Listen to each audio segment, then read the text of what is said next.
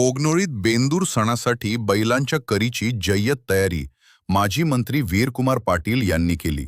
बैलांची पाहणी कर्नाटकासह सीमा भागात प्रसिद्ध असलेल्या कोगनोळी येथील पारंपरिक बेंदूर सणासाठी बैलांच्या करीची जय्यत तयारी सुरू झाली आहे. या सणातील बैलांची कर पाहण्यासाठी शेकडो भाविक व शौकीन दूरवरून कोगनोळीत दाखल होत असतात. कोगनोळीच्या बेंदूर सणातील बैलांच्या करीचा मान मराठा पाटील व माजी मंत्री वीरकुमार पाटील यांच्या कुटुंबाकडे आहे. यंदा हा मान माजी मंत्री वीरकुमार पाटील यांच्याकडे आला असून सणाच्या तयारीला वेग आला आहे. या पार्श्वभूमीवर माजी मंत्री वीरकुमार पाटील यांनी बैलांच्या गोठ्याला भेट देत बैलांची पाहणी केली. यावेळी बैलांना दिले जाणारे पौष्टिक खाद्य, त्यांची निगा तसेच आरोग्यासाठी करण्यात येणारे औषधोपचार याबाबत त्यांनी सविस्तर माहिती जाणून घेतली.